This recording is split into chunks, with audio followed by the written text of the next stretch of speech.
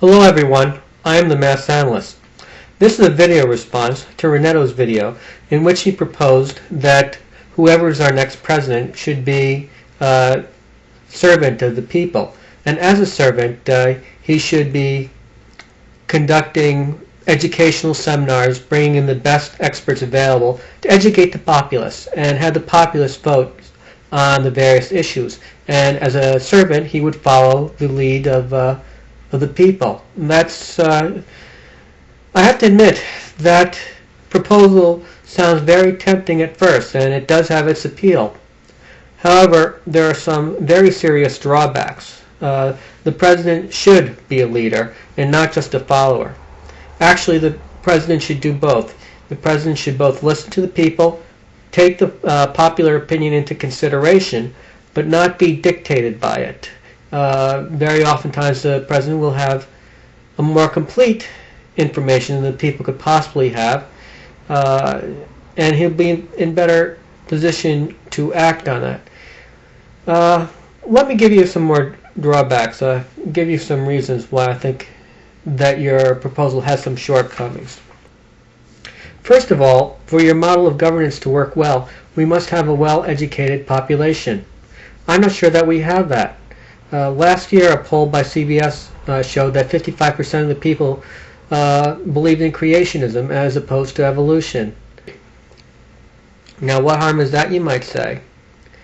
Maybe not directly. Maybe I can't say exactly how that's going to be dangerous to the country, but I can point to an instance where a leader has followed ideology over science that has created a great disaster for his country. And I refer to Lysenkoism in Russia during the 1930s and 40s. Now, to understand what's going on, I'm posting a link in the sidebar, and you can read through some of the articles on Lysenkoism. To give you some background, before Darwinian evolution, there was Lamarckian evolution. And what Lamarck believed in was a theory of acquired characteristics.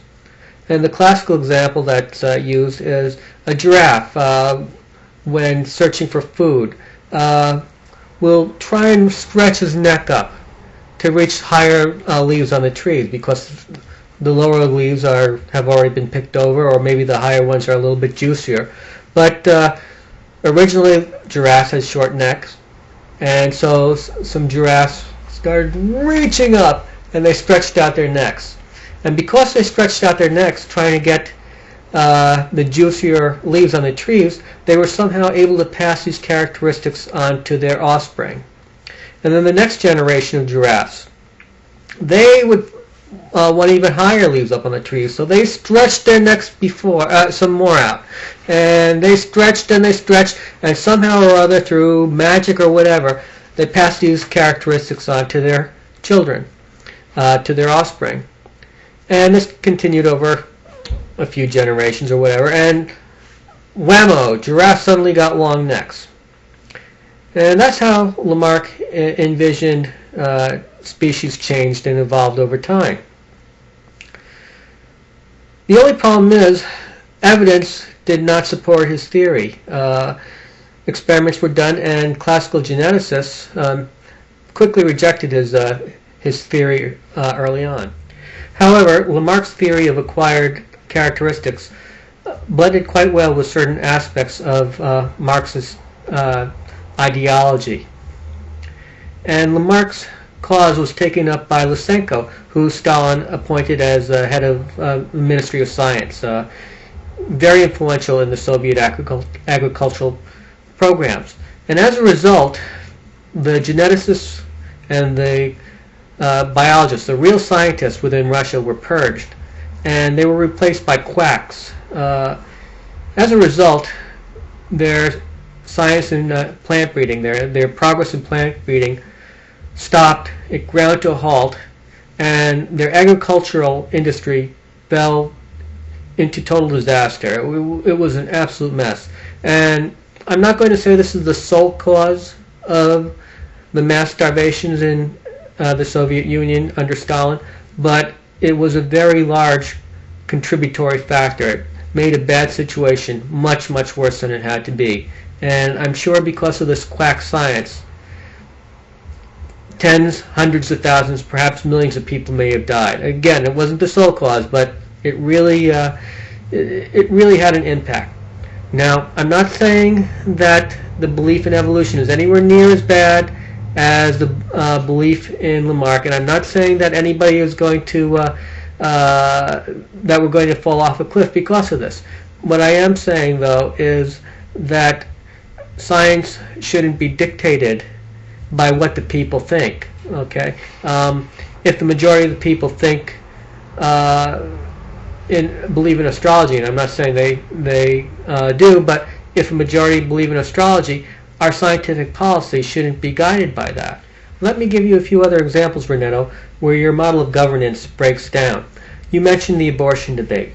Okay, suppose you get your panel of experts together and they have a debate and people finally come to a conclusion after much polling and maybe a few months of debate. The American people come to the conclusion that abortion is murder and that it should be stopped. Suppose, are you going to then make abortion illegal? Okay, suppose you did that. Now, what if they conclude that those who perform abortion should be killed, that it's worthy of capital punishment? Will you institute the death penalty for abortion doctors? Now, let me throw a spin on this. Suppose that in one state, say California, the people there, the majority, want to keep the right for a woman to have an abortion, whereas most of the rest of the nation don't. What happens to state rights versus federal rights? Are you going to say, well, the majority of the country are against abortion, they think it's murder, you don't have the right, California, to allow that sort of thing? That would be an extremely unconstitutional approach, and I'm not sure what you'd do about that. Are you going to send in the tanks to overwhelm the California State Patrol?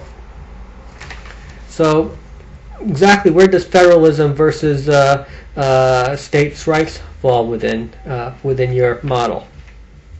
There's another point you seem to gloss over, where you actually didn't even mention this. You said that you throw open the intelligence to the American people, give them as much information as possible, and let them decide. Unfortunately, especially in the area of foreign policy, intelligence sources must be protected. The Americans can't be given raw data because foreign countries will be looking on, and they'll also have that raw data. And from that raw data, they may be able to detect who our agents are within that country. People will die. Those who are helping us gather intelligence will die if we just throw open our intelligence sources wide open. Now, it's unfortunate that the Bush regime has done a horrible job at conveying realistic intelligence estimates to the people. And in fact, I think a reasonable person might say they've gone beyond screwing up. Maybe they've even intentionally distorted the situation, and that's horrible. But we have to be careful in correcting the situation, not to go too far the other way.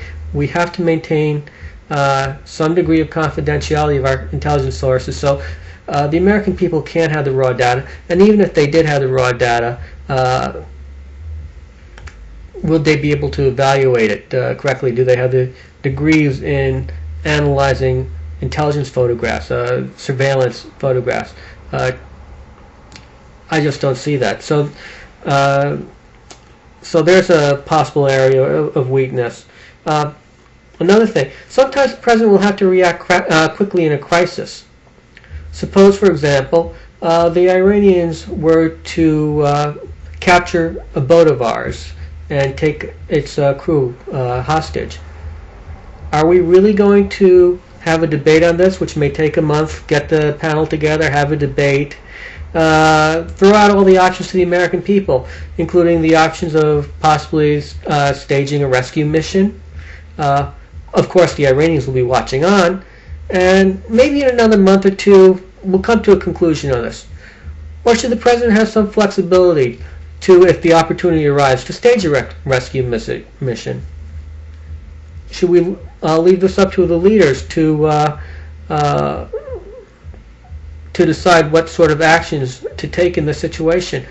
Sometimes an opportunity will present itself, and an opportunity will only last a matter of hours or possibly days. Your model doesn't take into consideration the necessity at times for quickly reacting to a situation. Your model also falls down in its assumption that issues are black and white, that there are one of two choices. Sometimes issues are very complicated, and there are many choices and paths available to choose.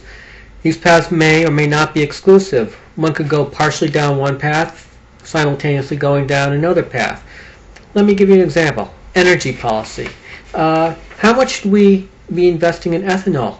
Now, many scientists think that the whole ethanol industry is a bunch of hype, that the amount of energy that we put into raising the crops will be more than the amount that we get out if you consider the entire life cycle.